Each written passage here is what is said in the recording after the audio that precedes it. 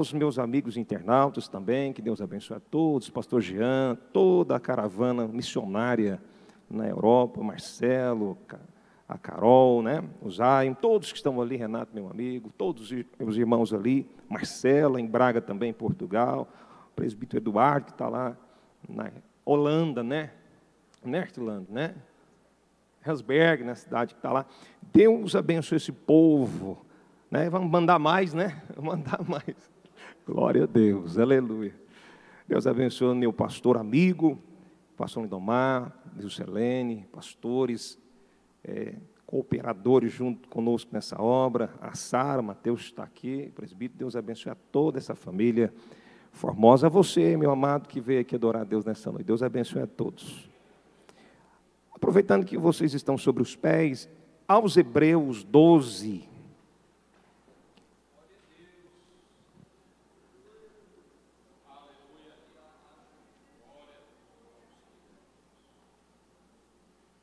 Uma palavra pastoral, uma palavra simples. O pastor Lindomar nos falou ontem, né?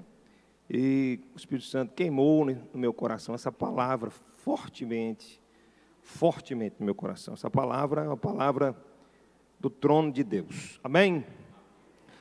Também trago um tempo, né? O abraço do nosso pastor presidente, pastora também presidente, pastor Francisco e pastora Cilei, e a sede, em especial, co-pastor Ananias, que mandou um abraço também para a igreja aqui, a pastora Ana Mércia, a Caravana da Alegria também. Deus os abençoe sempre e em tudo. Quem encontrou, diga amém. Portanto, nós também, pois que estamos rodeados de tão grande nuvem de testemunhas, deixamos todo embaraço e pecado que tão de perto nos rodeia e corramos com paciência a carreira que nos está proposta, olhando para Jesus, o autor e consumador da nossa fé, o qual, pelo gozo que lhe estava proposto, suportou a cruz, desprezou a afronta e assentou à destra do trono de Deus. Considerai, pois, aquele que suportou tais contradições dos pecadores contra si mesmo, para que não vos enfraqueceis, desfalecendo em vosso ânimo. Ainda não resisti até o sangue, combatendo contra o pecado. Amém? Podeis assentar. Aquele lenço para mim, por gentileza. Podeis sentar, louvando a Deus.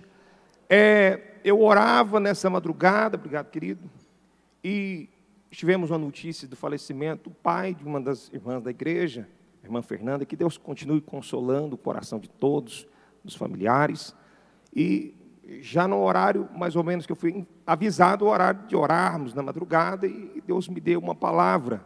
Eu escrevi, levantei, anotei, mas pela tarde o Senhor soprou forte no meu coração e dizia: aquela mensagem que eu te dei quando Ele te falou que tu ia pregar lá, te convidou. Então, amém. Essa é a palavra.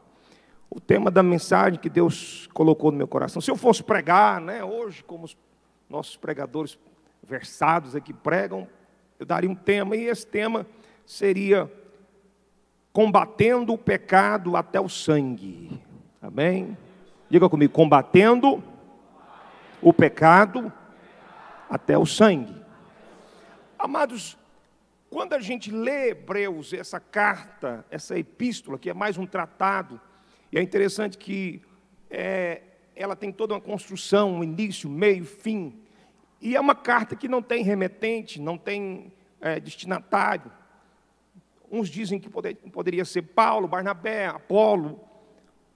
Eu sou da linha que mais parece com as palavras de Paulo, né? Mas não podemos ser dogmáticos a esse respeito. Uns dizem que pode ser Lucas, pela qualidade do tratado que aqui é revelado à igreja. A igreja provavelmente de Éfesos, claro, porque também o pastor ali era Timóteo a esse tempo, e essa igreja ali era conhecida porque tinha muitos hebreus naquele tempo. Então, por que a carta aos Hebreus? Porque a história da carta, a construção da carta, a teologia da carta, ela é bem direcionada aos hebreus, porque era um povo que ia receber a carta, que era versado ali no Antigo Testamento. Tanto é que há uma defesa do sacerdócio de Cristo, porque havia os rudimentos ainda da antiga aliança mosaica, ainda havia uma forte influência dos rituais mosaicos, da lei, na igreja que estava nascendo ali naquele tempo. Então era necessário que se fizesse uma defesa da supremacia de Cristo. A supremacia de Cristo acima da lei, porque eles disseram que naquele tempo Jesus veio, mas Moisés não podia ser abrogado, anulado da sua lei. E de fato Jesus fala isso em Mateus 5:17, foi o único que veio cumprir toda a lei. E Jesus disse: eu não vim anular, abrogar, neutralizar a lei, eu vim cumprir. E aí, quando a gente começa a ler nos primeiros capítulos, a gente percebe que é uma carta com um pouco de mais profundidade. Todas as epístolas têm endereços e tem também os remetentes, destinatário, Paulo, Pedro, João, são específicos. Mas essa carta é uma carta direcionada a quem é aquele crente de tutano, aquele que é aquele mais aprofundado e mais versado, mais experimentado no conhecimento do Senhor. Tanto é que ele diz no começo da carta, ali no 6, eu não vou falar para vocês mais a respeito do rudimento da fé, ou das primeiras fases da fé, das doutrinas da salvação, do batismo. Eu vou falar de coisa mais profunda agora. Então, dá para perceber que essa carta, ela é muito importante para a nossa geração, porque fala da solidez da nossa fé. A supremacia aqui começa com ele dizendo, olha, antigamente Deus falou de várias formas aos nossos pais, diversas formas, de várias maneiras, pelos profetas, mas nesse tempo, Ele nos falou pelo Seu próprio Filho. Eu vejo como é maravilhoso ouvir aí as palavras, os oráculos, né, que Moisés falou como profeta, um dos maiores profetas da antiguidade. Também eu imagino que era lindo ouvir a voz de Deus pelo Espírito Santo através de Isaías, Jeremias, mas quando ele começa a dizer, ele não está menosprezando os antigos profetas, mas ele está levando agora a esse nível de falar com o povo de Deus para outra dimensão. Quem está falando agora é Jesus, aleluia. Então é mais profundo. Então ele está falando sobre a supremacia de Cristo em relação à lei, em relação aos profetas, em relação aos anjos. O escritor está dizendo que agora ele é a imagem exata do Pai. Quem está falando é a exata imagem do Deus invisível. Foi materializado, encarnado esse Deus pelo Espírito Santo em Jesus. Quem quer ver o Pai, olha para o Filho. Aleluia. E Ele sustenta tudo que foi criado pelo poder da sua palavra. Aleluia. Ele não somente é a imagem, Ele também é criador e sustentador daquilo que Ele criou pela palavra, irmão. O Deus que nós servimos sustenta o universo, o sol, a terra, os planetas, aleluia, a nossa vida pelo poder da sua palavra. O que sustenta a igreja não é uma quimera, uma fantasia, um sonho. Não, o que sustenta a igreja é a palavra que sustenta o universo, aleluia. Aleluia. Então ele começa a falar para essa igreja num tom mais forte. Ele diz que esse Cristo, mesmo sendo Deus, foi aperfeiçoado por meio do sofrimento. Porque essa igreja estava sendo perseguida de uma forma terrível. Essa igreja estava sendo perseguida no tempo de Nero. Ela estava sendo massacrada, não somente aprisionada, açoitados, os homens de Deus, as mulheres, as crianças levadas aos coliseus. Eles estavam sendo espoliados nos seus bens, estavam sendo injustiçados, estavam sendo maltratados, estavam sendo aprisionados, açoitados, eles estavam perdendo a sua vida por causa da fé. E muitos agora estão desfalecendo no seu ânimo. Muitos agora estão desanimando. Aos Hebreus 10, no capítulo desse livro, ele começa a reanimar e reavivar a fé daquele povo. Dizendo, olha, nós temos acesso ao trono de Deus. Nós não estamos tendo acesso ao trono de César. Nós não estamos tendo acesso ao trono de Herodes. Eles não estão nos ouvindo, mas nós temos por Cristo e pelo sangue do Cordeiro ousadia de entrar diante do trono do Senhor e a Ele adorar. Aleluia.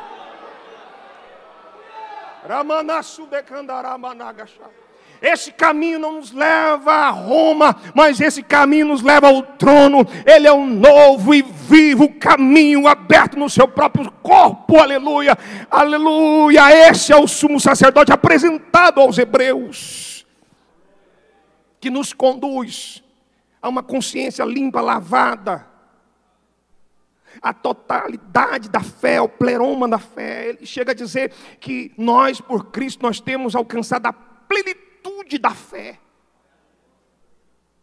tendo um coração não fingido, e tendo as nossas vestes espirituais lavadas pelo Espírito Santo, que é a palavra, a água viva, purificadora de Ezequiel 47. Ele está dizendo, por isso nós não podemos desfalecer, porque é aquele que fez a promessa, é fiel para cumprir. E nós não podemos andar desordenadamente, pecando de uma forma consciente, pecados premeditados, ele está dizendo, porque nós não podemos pisar no sangue da aliança, o qual nós fomos santificados. Porque não tem como perdoar alguém que recebeu a iluminação da palavra, depois pisou no sangue da aliança com o qual ele foi santificado, e colocou e expôs a vitupério, a vergonha, o Espírito da graça, o qual ele foi perdoado. Ele diz, olha, a vingança pertence a Deus. Deixa a ira. Não dá lugar à ira. A ira pertence, pois, a vingança a Deus. Outra vez ele advertou, dizendo, horrenda coisa é cair na mão do Deus vivo. E nesse contexto que lemos, quando ele diz, portanto, nós temos uma tão grande nuvem de testemunha. E muitas vezes eu ouvindo as pessoas falando sobre a questão da igreja no meio dessa geração pecaminosa e colocando esse contexto como se fosse as pessoas dessa geração, as testemunhas que estão nos olhando e verificando através do nosso comportamento se nós somos servos de Deus ou não. Como está lá em Mateus 5,16, a fim de que os homens vejam as vossas boas obras e glorifiquem o vosso Pai que está no céu. Mas não é esse contexto. Essas testemunhas que nós estamos falando aqui, que estão verificando o conteúdo da nossa fé, a solidez da nossa esperança, o comportamento de santificação da nossa geração como igreja. Essas testemunhas não são esses homens dessa geração, não são pessoas pecaminosas. Essas testemunhas aqui não são as pessoas que andam na prostituição, na devassidão, na corrupção, na maldade. Não são essas pessoas que estão nos avaliando. Quem está avaliando o comportamento da igreja são os heróis da fé. Quem está avaliando o comportamento, essas testemunhas que estão nos olhando, que estão nos rodeando, são os mártires da fé. Esse povo que está nos avaliando é o padrão do qual nós devemos seguir firmemente o Evangelho. Irmãos, quando ele traz esse contexto e diz que essas testemunhas são uma nuvem de testemunhas. Então, quando nós estamos na presença de Deus em adoração e louvor, quando nós estamos no trabalho, em casa, quando nós saímos para a rua, quando nós vamos evangelizar, as testemunhas não são as pessoas. São aqueles que a Bíblia diz que são os heróis da fé. E eu queria ver contigo aos Hebreus 11. Pega a tua Bíblia aí. Olha para você ver como é forte esse contexto. Quem são essas testemunhas? Quem são essas pessoas? Quem são esses que estão nos avaliando? Quem são esses que são como padrão de Deus para o nosso comportamento? Vamos ver. Aos Hebreus 11, versículo 1, a Bíblia diz, ora a fé é o firme fundamento das coisas que se esperam e a prova das coisas que não se pode ver. Uma fé que ela é forte hoje tem que ser mais forte amanhã. Não existe evento, não existe cenário que possa destituir-nos ou dissuadir-nos da fé, da esperança que há em Cristo Jesus. Porque a Bíblia diz que Ele é o autor e consumador da nossa fé. Autor significa Ele gerou. Consumador não significa que Ele vai destruir, mas que Ele vai confirmar até o fim. Filipenses, no capítulo 1, a Bíblia diz, no versículo 6, Paulo diz aos Filipenses: aquele que começou a boa obra em vós é fiel para terminar.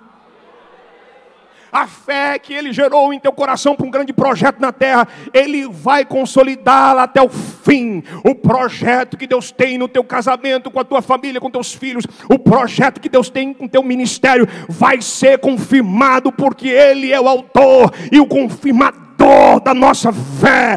Ele é o autor, aleluia, o sustentador da nossa esperança. Ele é o Cristo de Deus, aleluia. Ele é a imagem do Pai, aleluia.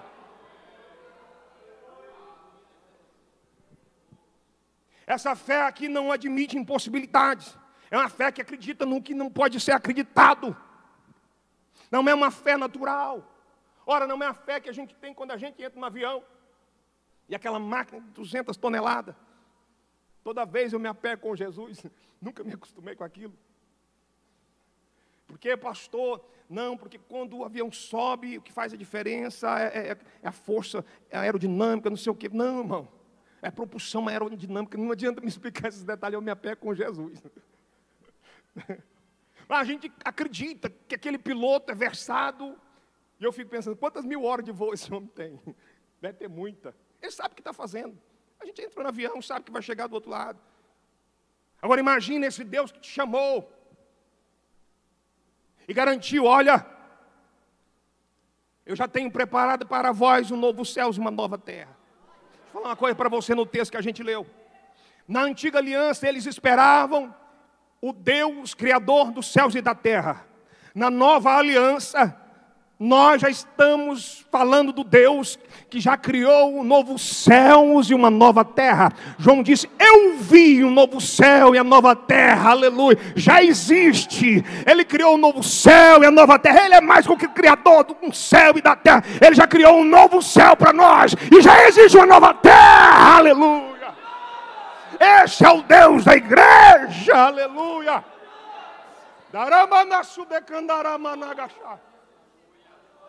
Diga comigo: mais do que criador do céu e da terra. Não, mas como profeta, diga: mais do que criador dos céus e da terra. O meu Deus é o criador do novo céus e da nova terra. Aleluia. Eu estou sentindo a presença dele aqui nesse lugar. A nossa fé não pode ser abalada porque nós conseguimos ver o que não se pode ver com os olhos.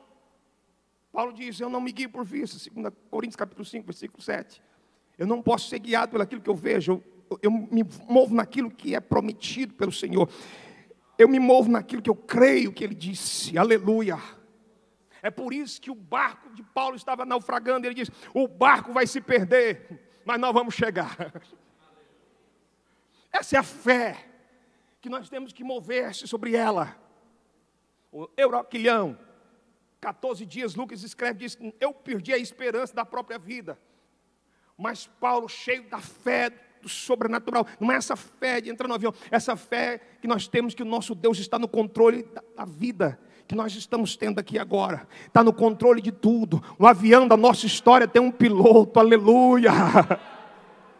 E o nome dele é Jesus. Esse avião não pode cair, aleluia. Vai chegar no porto seguro da vitória, aleluia. O povo desesperado, e Paulo tem revelação de Deus naquela madrugada. Eu estou vendo uma coisa interessante. Enquanto as pessoas estão desesperadas, tem muito crente tendo revelação de Deus.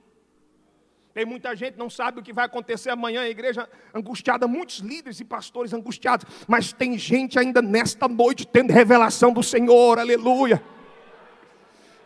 Paulo diz: olha, o anjo do Senhor, na presença dele, me falou nessa noite que o barco vai se perder, mas nenhum fio de cabelo de vocês se perderá, porque Deus me deu vocês todos, 273 almas. Já era difícil para varão chegar com o barco. O homem chega com uma conversa dessa. Nós vamos chegar do outro lado sem o barco. Deus não precisa do barco para te fazer chegar no lugar que Ele determinou. Aleluia. Levanta a sua mão, essa é a sua fé. Diga, eu creio que Deus me fará chegar no lugar onde Ele me prometeu. Diga, Deus vai me levar ao projeto que Ele determinou sobre a minha vida. Diga, não preciso do barco. Diga, não preciso do barco. Não preciso da água. Eu só preciso. Diga, eu só preciso crer na palavra dEle. Eu só preciso da promessa dEle na minha vida. Aleluia. A igreja vai chegar, a igreja brasileira vai chegar, a igreja brasileira vai viver a promessa que Deus fez sobre ela. Nós não precisamos de barco, nós temos a promessa de Deus.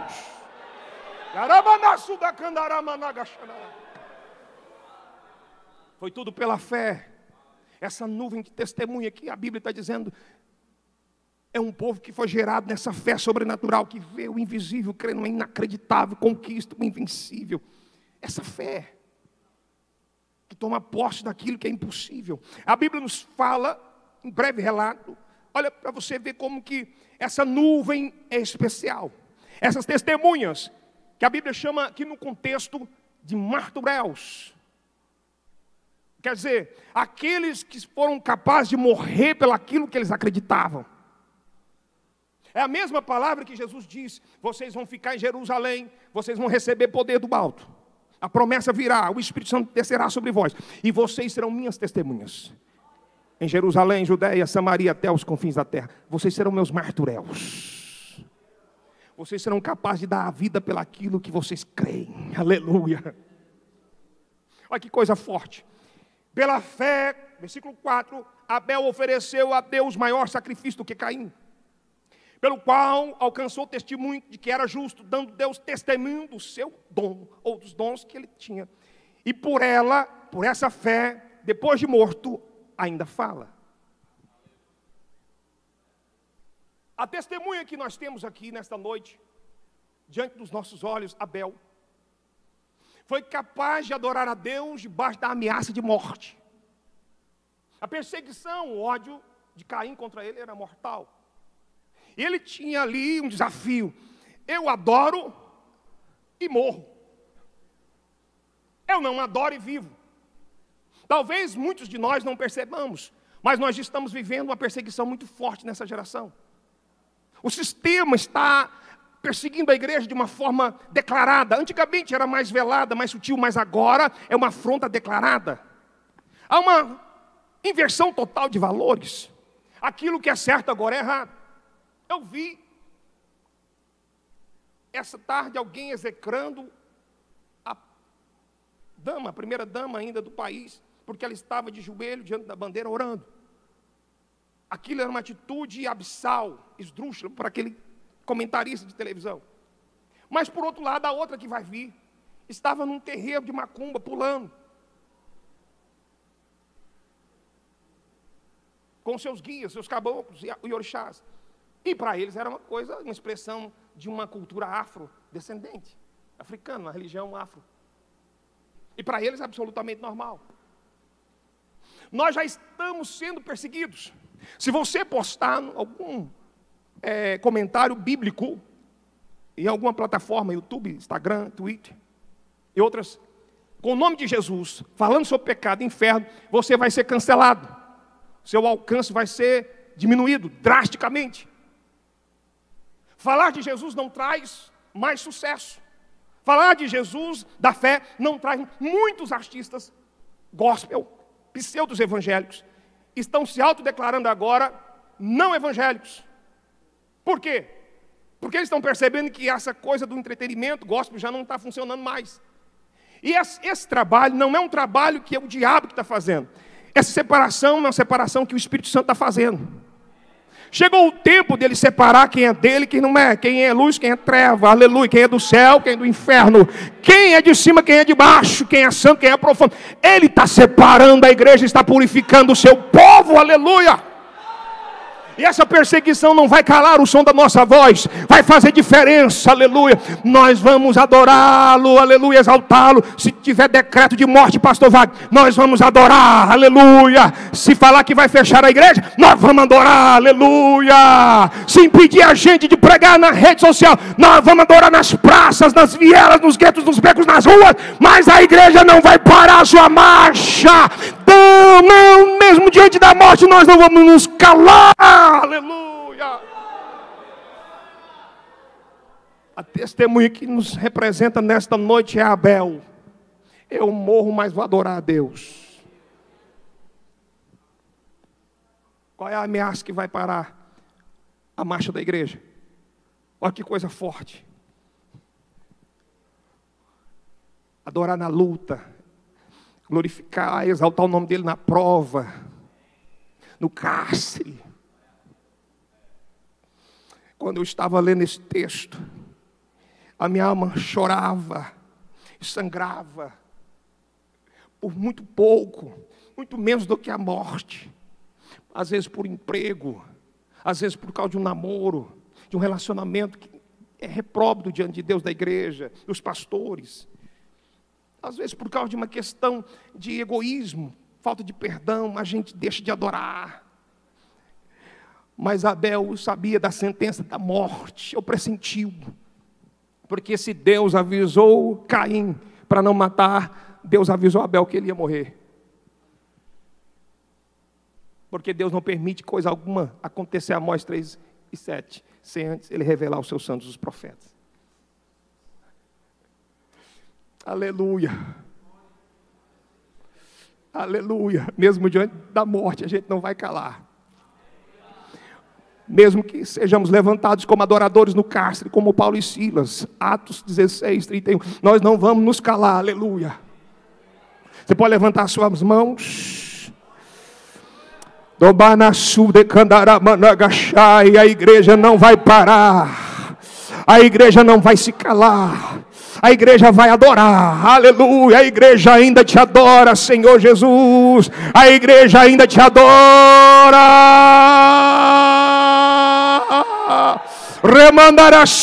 A igreja ainda está aqui, ainda te adora, Senhor, aleluia.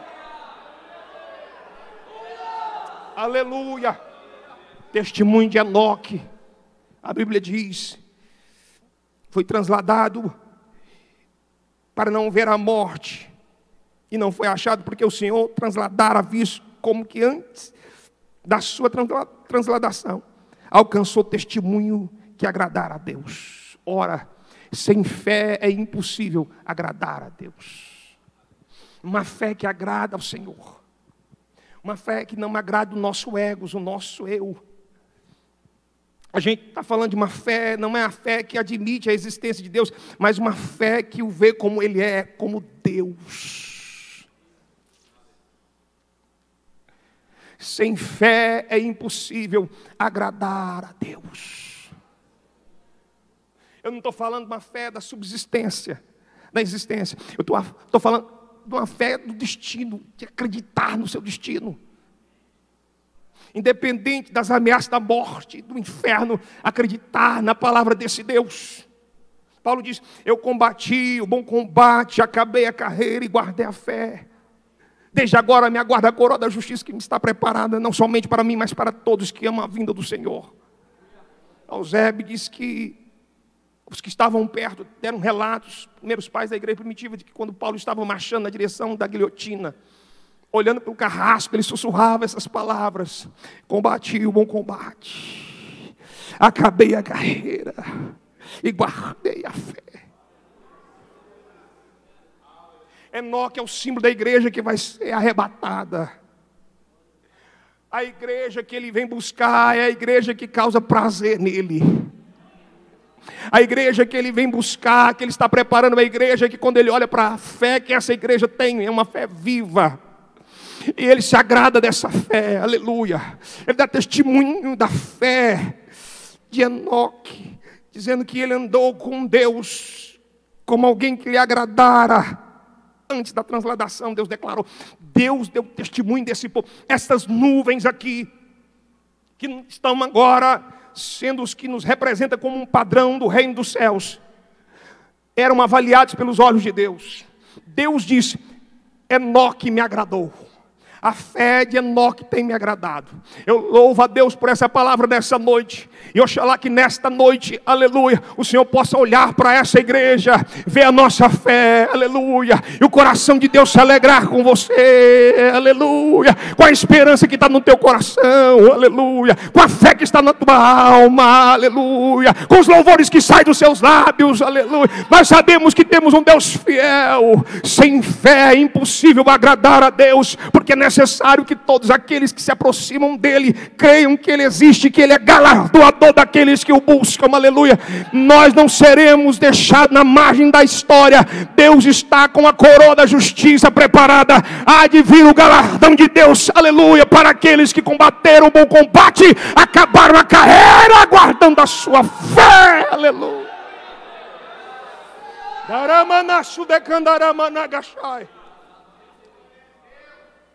Eu olhava para um irmão esses dias, com um sentimento de derrota, de fracasso.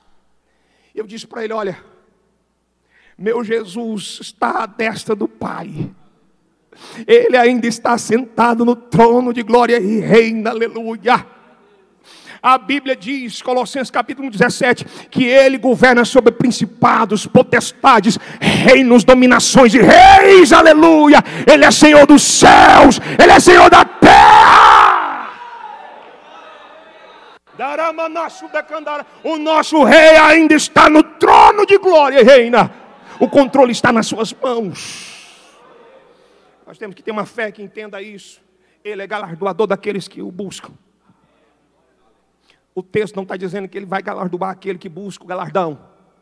O problema está aqui. Muitos de nós, muitas vezes nós viemos para os projetos de Deus, muitos de nós, atrás do galardão. Paulo está recebendo o galardão agora, não porque ele estava buscando o galardão, mas porque ele estava buscando aquele que dá o galardão. Ele é galardoador daqueles que o buscam.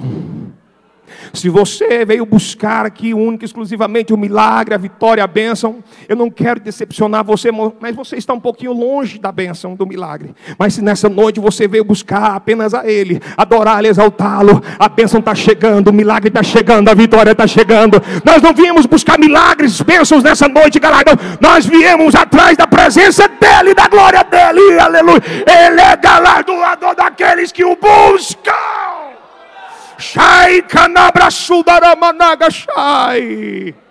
Levanta a sua mão para adorar Ele, exaltá-lo, aleluia. Uma fé que faz você adorar independente das circunstâncias da vida. Uma fé tão forte, é capaz de agradar a Deus. E o texto continua dizendo, aleluia. Pela fé Noé, 7, divinamente avisado das coisas que iam acontecer, temeu, e para a salvação da sua família preparou a arca, pela qual condenou o mundo, e foi feito herdeiro da justiça, que é segundo a fé. Uma fé que faz você temer a Deus. A palavra temor aqui é ha, que quer dizer reverência em extremo. Não é medo, é temor. Quando Deus fala, Noé, ainda que não havia caído água sobre a terra, ainda que uma geração inteira não acreditasse, ainda que ele fosse o único e sua família construindo a arca, ele temeu a palavra do Senhor. Ele percebeu que o mundo estava condenado, mas ele construiu a arca da salvação para a sua casa, para a sua família. Uma fé que nos faz temer a Deus e abrir mão de muita coisa, de muito egoísmo.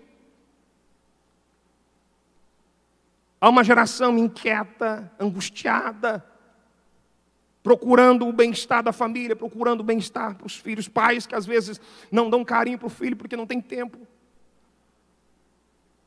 Pais que não têm tempo para dar um abraço no filho. Certa vez alguém disse para o pai, que era muito ocupado, um engenheiro, trabalhava muito.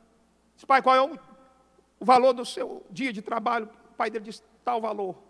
Passou um tempo, aquele menino juntou um valor, que era o dia do trabalho do pai, chegou diante dele de manhãzinho, o pai estava saindo para trabalhar, ele pegou o dinheiro e colocou na mão do pai, aquele bolinho de dinheiro, disse: pai, olha aqui que eu tenho para o senhor. Ele disse: que é isso, menino? Ele disse: pai, esse é um dia do Senhor de trabalho, fica comigo esse dia, eu estou comprando o seu dia. Tem coisas que o seu dinheiro não pode dar para os seus filhos. Uma geração que não está construindo a arca da salvação para a sua família. Homens que estão perdendo, aqui não tem, mas tem lugar que tem.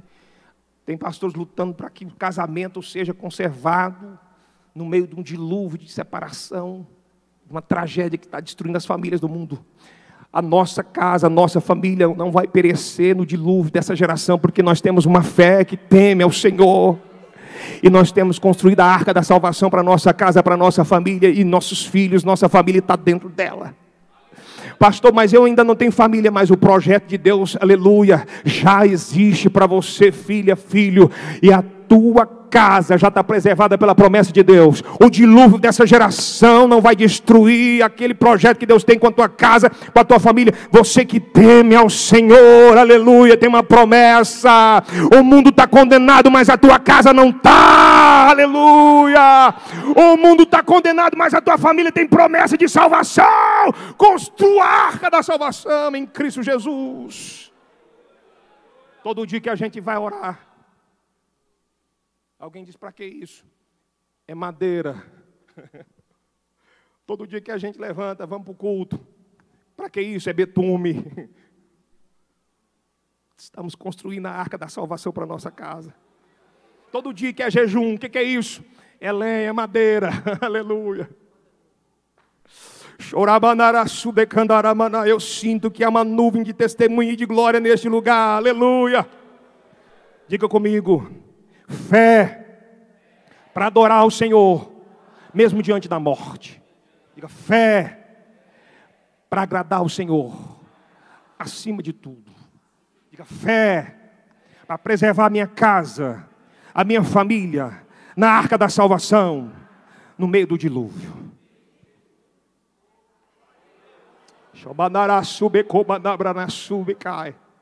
Você pode levantar suas mãos. O Espírito Santo me diz, gente que está ouvindo e vai ouvir pela internet: Deus está restaurando a tua família, mulher. Aleluia, vai ser testemunho, mas ele diz que acabou, que já não tem mais amor, aleluia, mas você entrou na arca e Deus está dizendo: coloca ele também na arca, coloca os teus filhos na arca também, aleluia. Tem salvação de Deus para a tua casa nesta noite, filha, tem salvação de Deus para a tua casa hoje, mulher. Deus está falando contigo, a arca vai passar por cima das águas do dilúvio, e o nome do Senhor vai ser glorificado. Tem salvação para a tua casa. Aleluia, Deus está colocando famílias acima das águas do dilúvio. Deus está colocando pessoas acima das águas do dilúvio. Deus está colocando projetos nessa noite acima das águas do dilúvio. Deus está colocando essa igreja acima das águas do dilúvio. O mundo está condenado lá fora, mas a salvação de Deus está aqui dentro, aleluia. Aplauda o Senhor Jesus, igreja. Deus está falando conosco, aleluia.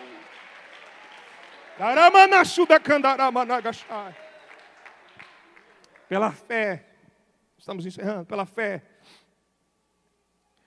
Abraão, sendo chamado, obedeceu, indo para um lugar que havia de receber por herança, e saiu sem saber para onde era.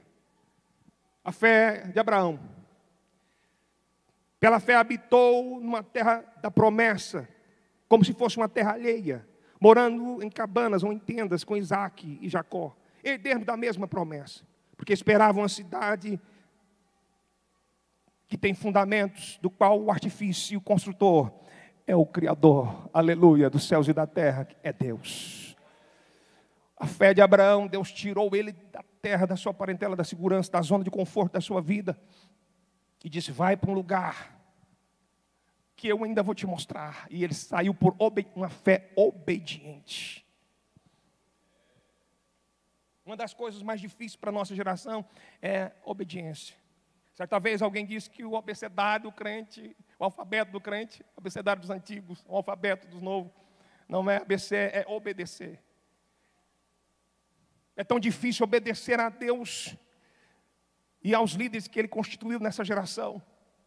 Eu louvo a Deus por esse lugar, por essa regional. O trabalho do nosso pastor Lindomar tem acompanhado. Algumas pessoas falam que é muito severo, mas é um trabalho que é com zelo, que é feito com amor e com submissão total à direção do Espírito Santo. E essa igreja tem prosperado nisso. E Deus tem percebido que o mundo precisa de uma geração, aleluia, que é obediente. Eu digo isso para vocês com o coração tremendo e sangrando. Deus está trocando as pedras do altar. Os missionários de sucesso, da elite da mídia, Deus está tirando. Os anônimos, Deus está substituindo. Deus está tomando o lugar que é dele de volta no trono da igreja brasileira. Muita gente grande Deus vai tirar, muita gente pequena Deus vai levantar, aleluia, glória a Deus. Shobanarasubacandarai, gente que é obediente, gente que tem coragem de deixar tudo por amor à promessa de Deus. Aleluia, gente que tem coragem de deixar tudo, aleluia, por amor a esse Deus. Ele deixou tudo e saiu. E a Bíblia diz algo muito forte aqui. E ele habitou em tendas. Ele poderia construir. Os sumérios já construíam. Os babilônios já eram construtores. Havia templos ali, zoroastros. Mas por que ele não construiu? Por que ele é chamado Abraão de hebreu? Nômade. Porque ele mesmo, olha o que o texto está dizendo. Mesmo que ele estava numa terra da promessa, ele habitava nessa terra como se fosse uma terra alheia, como se fosse peregrino. A terra manava leite e mel, mas ele queria outra terra. Abraão, o que o texto está dizendo, o escritor está falando, é que Abraão e Isaac chegaram na terra, Jacó chegaram naquela terra e peregrinaram ali, mas eles não fizeram uma construção permanente, por quê? Porque para eles a terra da promessa não era aquela. Aleluia! Eles brigam pela terra da promessa que emana leite e mel. E Abraão diz, eu não quero construir nada aqui. A minha terra, a minha pátria é lá. Aleluia! Pedro disse, irmãos, 1 Pedro 2,11, nós somos forasteiros, peregrinos nessa terra. Olha porque Deus chamou Abraão de amigo. Estava na terra. Mas dizia ele mesmo, essa terra aqui não é a minha terra. A terra da promessa que eu quero é a Sião celestial, a nova Jerusalém, a Canaã dos céus. Irmãos, eu vejo uma geração brigando por tantas coisas aqui. Isso não é errado. Não é. Uma faculdade, uma boa faculdade, um bom curso, uma boa empresa, um bom emprego, um ótimo salário, uma boa posição social, isso não é ruim, isso é ótimo. Mas só que às vezes a igreja está perdendo o foco, nós estamos deixando de valores espirituais, nós estamos abrindo mão de coisas dos céus eternas, nós estamos deixando de pensar nas coisas do alto. Eu vejo uma geração evangélica sacudida por causa das coisas que estão acontecendo aqui na terra. E Abraão, que tinha a terra prometida, uma terra inteira era dele, mas ele não queria, aleluia. O texto está dizendo que ele tinha uma fé tão grande e esperava a terra celestial, aleluia.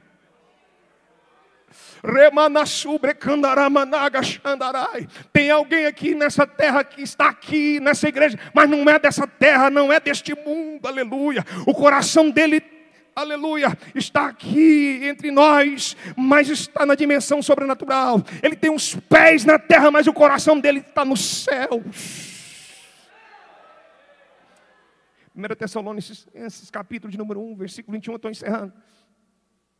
Paulo diz, para mim o viver é Cristo, morrer é ganho. Paulo estava com os pés na terra, mas a sua mente estava nos céus. 1 Coríntios capítulo número 15, versículo 19, ele diz, se nós pensarmos no Senhor e buscarmos as coisas do reino do céu somente nessa terra, nós somos os mais miseráveis dos pecadores.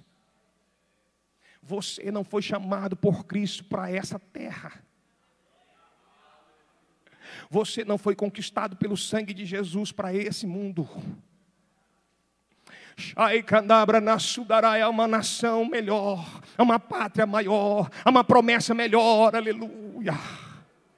Paulo diz, ainda que essa casa terrestre se desfizer, eu tenho uma casa eterna nos céus, não feita por mãos humanas, mas pela mão do Criador dos céus e da terra, aleluia.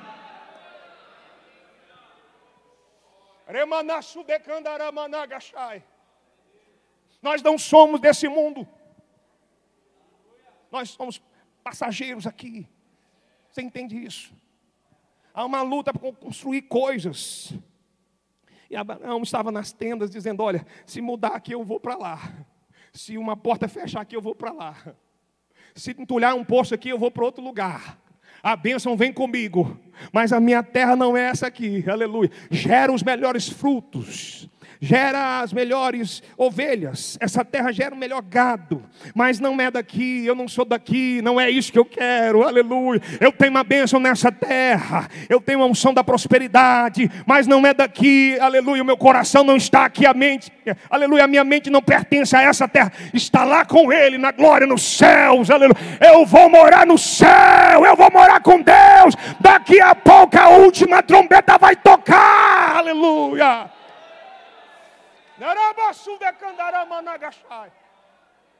Ainda tem uma igreja que te ama, Jesus. Ainda tem uma igreja que te espera, Pai. Ainda tem uma igreja que te quer, aleluia.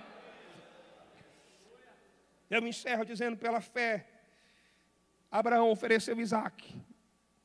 17, olha que coisa forte.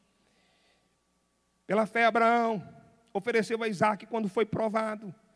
Sim, aquele que receber as promessas ofereceu o seu próprio unigênito, sendo-lhe dito, em Isaque será chamada a tua descendência, considerando que Deus era poderoso para até dos mortos o ressuscitar.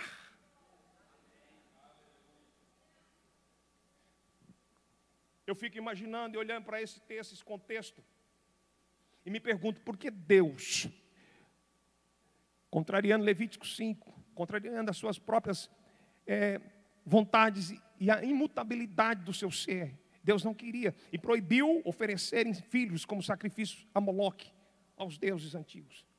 Porque Deus fez esse pedido. Gênesis 22, Deus chega agora a Abraão e diz, Abraão, pega o teu único filho, unigênito filho. Ele tinha 2. Deus falou o único que nasceu segundo a minha direção. Os projetos que Deus vai preservar na sua vida é o que nasceu segundo a direção de Deus, segundo a vontade de Deus.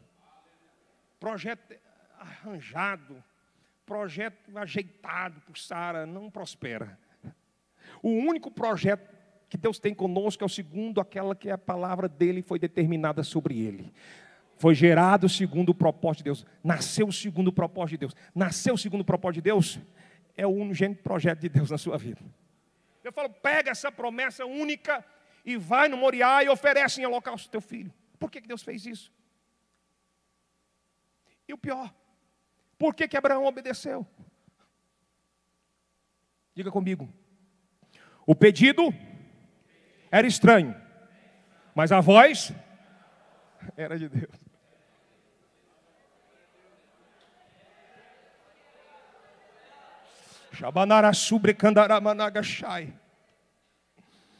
Desde quando Isaac nasceu, Abraão já não levantava mais altares a Deus. Todo tempo você vai ver Abraão levantando altares. Gênesis 12, no 6 e 7, ele chega na terra prometida, levanta altar. A Bíblia diz que quando ele sai ali do 13 do Egito, levanta altar. No 14 ele levanta altar. No 15 ele levanta altares. 16, 17 levanta altares. No 18, aí Deus vem para avisar para ele que ia destruir a Sodoma e Gomorra e que era para tirar Ló depressa e a sua casa dali, do lugar de condenação. E interessante, Deus come com Abraão. Deus e 2 anjos aparecem, Gênesis 18. Teofanicamente Deus se materializa. Uns dizem que é a teofania, ou cristofania, uns dizem que é Cristo. Não importa, é Deus. Né? Sim ou não? Vai mudar alguma coisa, Mateus? Deus. Mas como Deus Pai tinha preeminência no Antigo Testamento, e ele fala diretamente com Abraão, o chama de meu amigo pessoal. Isaías 41:6. Abraão, meu amigo. Deus desce ali pessoalmente e fala com ele, e Abraão, tão cheio de prazer, porque Deus estava ali. Dá para perceber o coração de Abraão palpitando forte naquele dia. Com a sua simplicidade, sinceridade, oferece ali um pão asmos para Deus e para os anjos. Uma novilha gorda, um banquete, faz um sacrifício ali e oferece para Deus. E come com Deus, e Deus não rejeita a comida. Irmão, quando você busca o Senhor com intimidade, com verdade, com profundidade, há uma comunhão tão extraordinária do Espírito Santo conosco. Quanto tempo você não tem sentido isso? Sentar à mesa com Ele. Uma intimidade tão profunda, ouvir o som da sua voz. Sabe por que Abraão, quando Deus fala, olha, entrega o Isaac, ele obedeceu porque ele reconheceu a voz. O que Deus estava pedindo era duro, era difícil demais. Mas quando ele escutou a voz, ele sabia, é a voz dele, aleluia, é ele que está falando. Intimidade, Abraão tinha intimidade com Deus. E Deus disse, esse menino vai nascer e tem o nome Isaac. Sara riu, Deus falou, vai ser um menino, vai ser o riso de Deus. Isaac nasce, mas depois que Isaac nasceu, a Bíblia diz que ele faz um banquete e nunca mais levanta um altar. O problema é que muitas vezes a gente se envolve com um milagre e afasta um pouco daquele que fez o milagre. Muitas vezes um bom casamento, uma boa família, um bom emprego, uma boa empresa, os negócios da vida, os embaraços que a Bíblia está dizendo aqui, vai nos envolvendo, e a gente vai se afastando dos compromissos que a gente tem com Deus, daquele prazer da oração da madrugada, aquelas 2 horas, 3 horas da madrugada, aquela leitura da palavra, os cultos que a gente vem animado, prazer de servi-lo, não de ser visto, mas de servi-lo. Tem gente que tem o prazer de ser visto. E Deus não está nem aí para esse negócio de aparecer. O segredo de Deus é esconder os negócios. O homem esquadrinha e Deus esconde. Toda vez que Jesus fazia um milagre, ele não fala nada. Toda vez que a gente opera um negócio forte, a gente quer falar, foi eu que falei, aquela mensagem foi, né? Diferente de Jesus. Abraão deixou de levantar altares para fazer banquetes. E já foram 17 anos. Isaac foi conquistando o coração de Abraão. E ninguém pode tomar o lugar que é de Deus no nosso coração. Nem a mesma promessa extraordinária que Deus fez não pode tomar o lugar que é de Deus no nosso coração. Tem gente que está trabalhando para Deus, mas não está tendo intimidade. Tem gente que está servindo a Deus, mas não está tendo intimidade. É o coração de Marta. A ação de Marta. Lá de Lucas 10, não é? 38. E nós estamos precisando do coração de Maria. No mundo de Marta, precisamos de Maria. Maria estava na sala ouvindo o mestre falar. Marta estava na cozinha angustiada, tarefada. E angustiada, dizendo no seu coração, será que essa mulher não tem vergonha? E eu aqui com tanta panela para lavar. Eu fico imaginando que Jesus só andava com uma equipe de 12. O mínimo que Jesus andava era com 12. E naquele tempo ele tinha chamado mais 70. Tinha trabalho. E quando ele ficava em Betânia, ele ficava na casa de quem? De Marta. E quem era a irmã mais nova que tinha que ajudar? Maria. Aí Jesus está lá com aquela equipe toda. E Marta é cuscuz.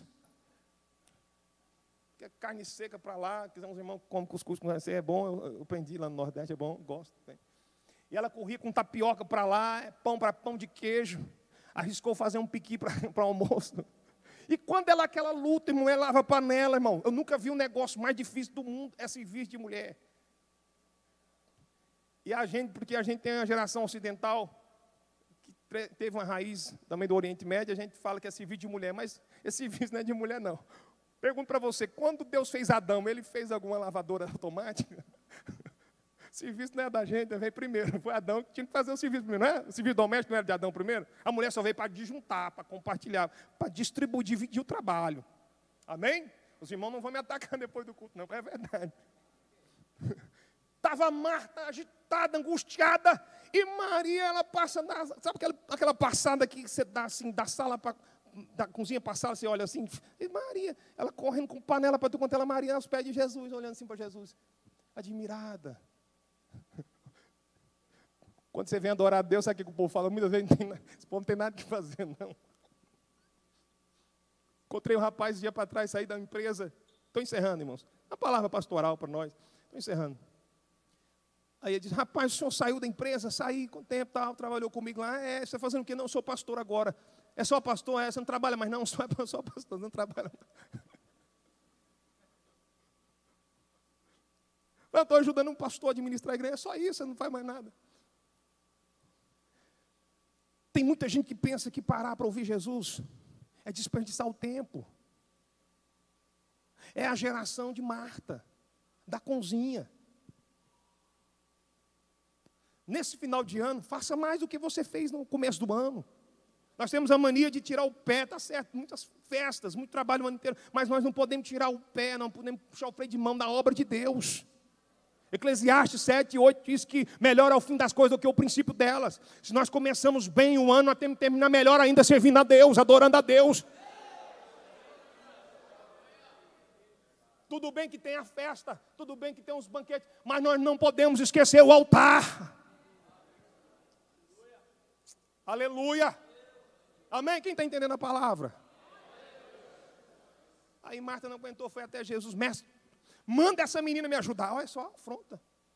Você não está vendo, não? Que ela está no culto. Uma semana de Natal, ela no culto. Semana de Natal, adorando a Deus no trabalho, na campanha. Não, semana de Natal, e o pastor Wagner que está pregando aí. Não, pelo amor de Deus. Hein? Aí Jesus olha para ela, Marta, Marta, tu está tão afadigada, tão angustiada, tu está sobrecarregada com tanta coisa, mas uma só é necessária. E Maria escolheu a melhor parte. Eu não gosto disso não, mas olha para o irmão que está do seu lado. Eu não gosto muito de fazer isso, mas olha para o irmão que está do seu lado e diga para ele, sai da cozinha, vem para a sala. Diz para ele assim, ó, no céu não tem cozinha, mas a Bíblia diz que no céu tem a sala do trono, aleluia. Aplauda o Senhor Jesus. Sai da cozinha, Marta, pelo amor de Deus, e vem para a sala da adoração nessa noite. Esse povo, essa nuvem de testemunha, a gente podia passar a noite inteira falando de Moisés, que deixou de ser um rei, imperador da dinastia de Faraó, Amenhotep, Tetumés, Ramsés. A Bíblia diz que ele deixou o palácio para servir a Deus no deserto.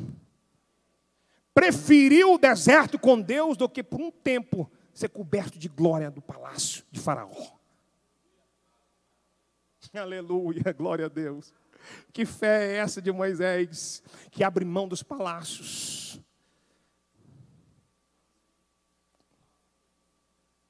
Meu Deus, põe a mão no teu coração. É uma palavra pastoral.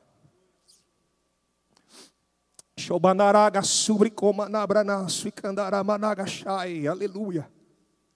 Diga ao Espírito Santo, me gera fé da testemunha do Marturel, Abel no meu coração, para não deixar a minha boca se calar na luta, para não deixar a minha boca não te adorar na prova. Gera fé de Abel no meu peito.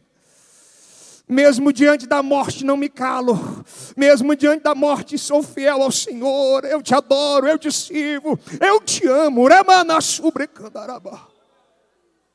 Gera fé de Enoque, para que eu possa andar contigo 365 dias, aleluia, no ano. O homem andou 365 anos contigo, eu quero andar pelo menos cada minuto, cada milésimo de segundo, cada dia, cada semana, cada mês, neste ano, aleluia, que vai iniciar, eu não quero me apartar da tua presença, Senhor. Gera a fé de Noé. Eu não vou perder a minha casa. O dilúvio não vai destruir minha família. Aleluia. Os projetos do Senhor vão ser guardados na arca da fé, da esperança. Eu vou temer ao Senhor. Eu e minha casa serviremos ao Senhor. Aleluia. Gera a fé de Abraão, para eu deixar, meu Deus, meu Pai, aquilo que o Senhor não quer que eu traga, que eu carregue para a minha vida, mas que eu possa deixar tudo e seguir na direção da terra prometida, aleluia. Uma fé que mesmo que o pedido seja forte, mesmo que o pedido seja estranho aos meus olhos, uma fé que eu consiga reconhecer o timbre da voz do Senhor, aleluia. Por intimidade contigo, Espírito Santo, gera essa fé de Abraão no meu coração. Uma fé que faz com que eu possa entregar aquilo que o Senhor está pedindo no altar nesta noite. Aquilo, quem sabe, que está querendo tomar o lugar que é só seu, aleluia. Diga para o Espírito Santo, meu coração é só seu. Aleluia, a tua glória enche o céu, a tua glória enche a terra, a tua glória enche meu coração, aleluia, a tua glória enche a minha vida, Senhor, aleluia.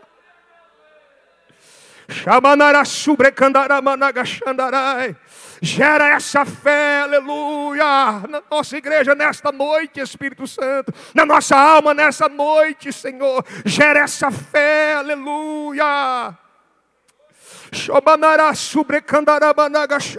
fé que o Senhor gerou, aleluia, no coração dos profetas, em nome de Jesus, uma fé não fingida, uma fé forte, uma fé sólida, aleluia, uma esperança real, uma esperança que não pode ser movida, uma fé que não pode ser abalada, aleluia. Fica de pé adorando ao Senhor.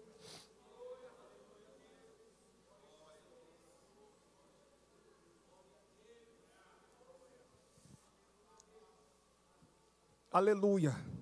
Estou encerrando, mas peço. Posso chamar as pessoas aqui na frente? Não vai ser de uma vez.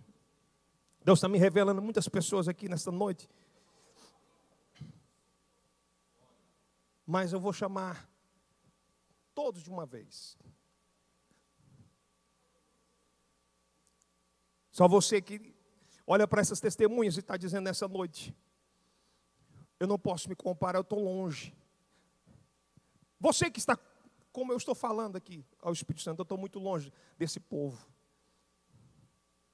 E o texto está dizendo, olha, a Raabe, a prostituta, alcançou maior graça, porque recebeu os espias e fez uma aliança com eles. Deixa eu falar uma coisa para você. Josué 2, a Bíblia diz, a partir do 6, que a casa daquela mulher estava na onde? No muro. E o que é que estava condenado por Deus naquele lugar, naquela cidade? O muro. E quando o povo de Deus dá 7 voltas, o que foi que caiu?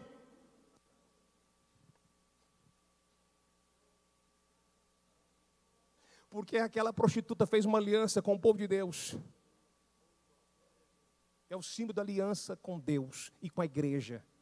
Os 2 espias, 2 testemunhas. Antigo e Novo Testamento, a palavra de Deus. Josué, Salvador, tipo Cristo, eu vou vir e vou buscar você, Raabe, sua família. Olha para mim. Sabe por que Raabe não foi com a prostituta não foi com aqueles espias, embora quando ela teve a oportunidade? Você conhece o texto? Eles disseram, essa cidade está condenada, esse muro está condenado. E você tem que escapar rápido aqui, porque nós vamos vir, Deus vai derrubar isso tudo aqui. Sabe o que ela falou para eles? Eu faço uma aliança com vocês, mas eu não posso ir agora. Sabe por quê? Porque eu tenho irmão na cidade. Eu tenho pai e mãe nessa cidade. Eu tenho amigos. Sabe por quê que o Espírito Santo não trouxe o anjo e ordenou ele tocar a última trombeta ainda? Porque nós temos amigos na cidade. Você tem irmão na cidade. Você tem pai na cidade. Nós ainda temos responsabilidade com almas nessa terra. É por isso que a igreja ainda está aqui. Nós temos ainda o Brasil para o Senhor. Houve uma aliança naquele dia, traz para casa, traz para sua casa, sua família. Quem estiver aqui dentro dessa casa, aleluia, não vai ser condenado. O mundo está condenado, o muro está condenado, mas a tua casa vai ficar de pé. Eu sinto a presença de Deus. Olha, essa sociedade está condenada. Essa geração pecaminosa, perversa está condenada. Mas a igreja não. A igreja vai ficar de pé. Os projetos que Deus tem com essa igreja vão permanecer. Aleluia. O muro pode cair, mas a casa vai ficar de pé. Aleluia. Eles disseram, coloca uma marca, um cordão de escarlate, a marca de um sangue na janela. Quando tudo cair, Deus vai se lembrar da aliança de sangue. Nós temos uma aliança com Ele de sangue, foi o sangue do Cordeiro de Deus. É por isso que nós temos que combater, não as pessoas, não os irmãos, mas o pecado até o sangue. Até onde você está disposto a ir por Jesus. A pergunta que eu faço nessa noite, que o Espírito Santo faz, até onde nós estamos dispostos a ir por Jesus, pelos seus propósitos, seus projetos e seus sonhos. Nós estamos entrando na virada de ano. Eu queria alguém aqui na frente que vai dizer para mim, diante do Senhor, ao Espírito Santo, aos homens de Deus aqui, eu quero ser mais para Deus esse ano. Eu preciso fazer mais. Feche seus olhos. Aqueles que vão vir aqui na frente, venham. Se você está no nível espiritual que Deus designou para você, amém. Se você já é o obreiro, a obreira do projeto de Deus, do sonho de Deus que agrada a Deus, amém. Se você já tem adorado do jeito que Ele sonha, amém. Mas nessa noite eu quero alguém aqui na frente, pelo Espírito Santo, que está dizendo, eu preciso fazer mais para o Senhor. Eu preciso adorar mais, servir mais. Eu preciso sair da cozinha, eu preciso ir para a sala da adoração essa noite. Nessa noite Deus está levantando missionários, profetas nessa geração. Aleluia. Tem gente aqui que vai sair na Jericó da sua casa, da sua família, e vai trazer para casa. Tem irmão que você vai trazer para casa. Deus está te dando autoridade, aleluia. Tu vai trazer o teu irmão para casa. Esse ano tu vai trazer tua família para casa.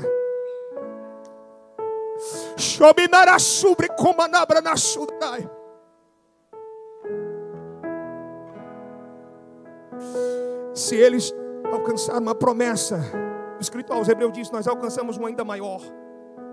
Porque eles viram a promessa de longe, nós estamos vendo a Cristo agora.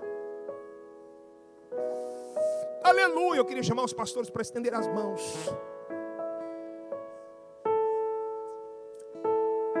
Nós estamos trocando os banquetes pelo altar do Senhor essa noite. Ai, canassubre comanabranagaxandarai, gera fé, aleluia, do salmista, no 84 no nosso coração, Espírito Santo. A minha alma está anelante pelo Senhor. A minha alma desfalece pelos seus atos. Quando é que eu vou entrar na tua presença? Até o pardal encontrou casa e andorinha em mim para si. Eu encontrei os teus altares, Senhor, essa noite. Diga para Ele, Espírito Santo, eu não vou trocar o altar da adoração pelos banquetes dessa geração. Vamos adorar. Tem alguém para louvar o Senhor? Enquanto você vai falando, nós vamos adorando. Você vai se entregando e o Espírito Santo vai descendo, aleluia. A unção vai descendo, a glória vai descendo.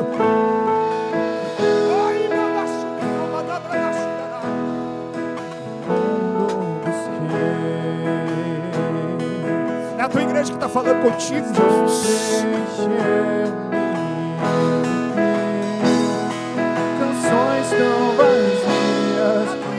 está te adorando, Senhor. Se consumarão. Os banquetes desse mundo não podem se comparar. Os prazeres desse mundo não podem se comparar para Ele, para ela não são comparáveis à sua presença. A igreja ainda aqui em Anápolis, no Brasil, te adora. É satisfeito em seu amor. Shui mandara sobre como na brasa da Não há nada melhor. Aleluia. Há uma glória dele aqui nesse lugar. Há uma presença forte aqui. Há uma nuvem de unção e de poder. A igreja ainda te adora, Jesus. Não há nada melhor. Não há nada. Shuinarasu de Candaramanagas. Melhor, não há nada. Shuimandarasu de Candaramanagas.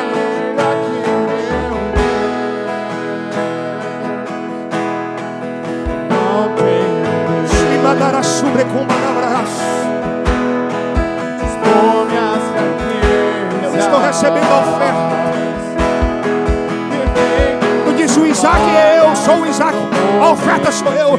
Eu recebo a oferta. Minhas promessas ainda estão de pé. A minha glória ainda está de pé. Ah, desce o renovo sobre a tua vida nesta noite. A minha glória ainda está na casa. A minha glória ainda está na casa.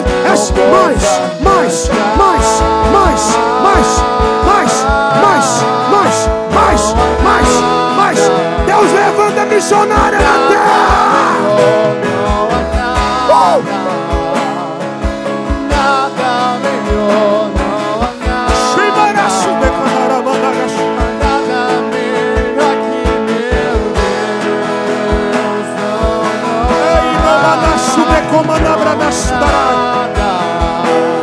É mentira o inferno, Jesus. Os faraós não puderam matar o projeto. Herodes não pôde matar o projeto. César, Roma, não pode, o Império Romano não pode parar. Satanás não pode matar o projeto. O inferno não pode parar o projeto. Não tem partido político, não tem ideologia satânica, não tem homem, não tem inferno, não tem Satanás. A igreja ainda está de pé. Ainda tem unção na igreja, ainda tem poder na igreja, ainda tem glória na igreja, ainda tem profeta na igreja, ainda tem santidade na igreja.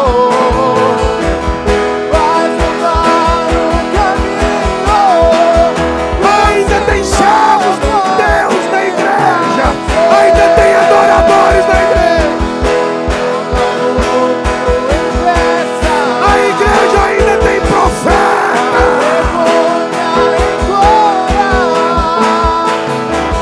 Ainda tem presença do Espírito Santo. Ainda tem a presença de Jesus. Ainda tem a graça. Ainda tem adoradores na casa.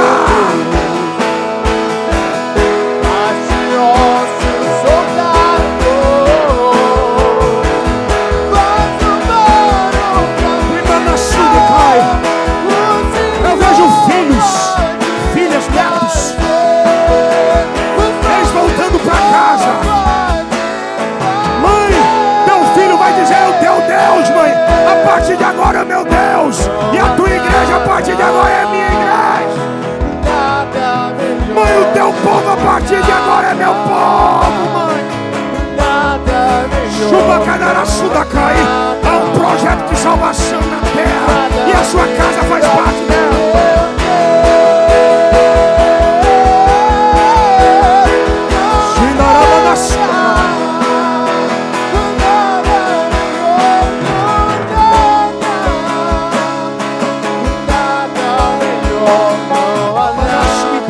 Deus está recebendo ofertas nessa noite.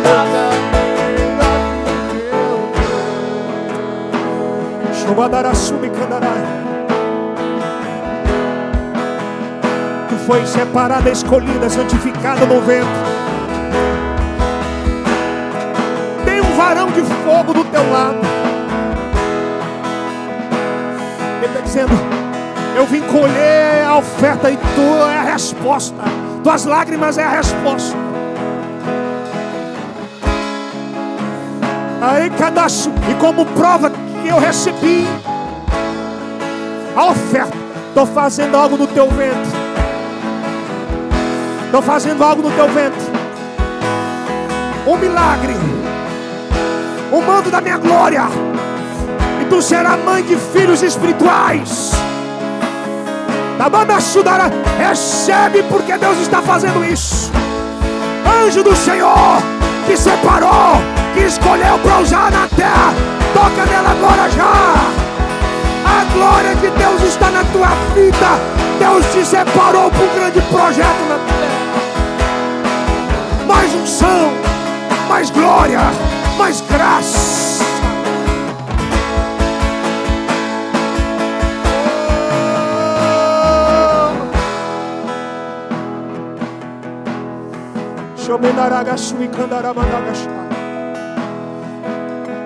Eu encerro com a mão no teu coração, no teu peito. Diga para ele. Se for verdade, diga para ele. As aflições desse presente século não são para se comparar com a glória que o Senhor vai revelar na minha vida. Diga para ele, Romanos 8:12, as aflições desse presente século não são para se comparar com a glória em que nós, aleluia, Aramanassudarama, vamos presenciar e será revelada através da nossa vida. Diga para ele: por amor de ti, o Senhor me entregue a morte todo dia, porque nada me separará do amor de Deus. Nem a fome, nem a nudez, nem a espada. Diga para ele: nem o presente, nem o futuro, nem os principados, nem as potestades do ar. Nada separará-me do amor do Senhor. Nada vai me separar do teu amor, Senhor. Nem a morte, nem a própria vida me separará do teu amor. Diga para ele: o Senhor morreu por mim, eu vou viver por ti. A minha vida é sua. Diga para ele: a minha vida é sua. Diga para ele: eu troco os meus projetos pelos seus projetos. Eu troco os meus sonhos pelos teus sonhos. Diga para ele: eu troco a minha vida pela sua vida. Na minha vida, na marca da basura.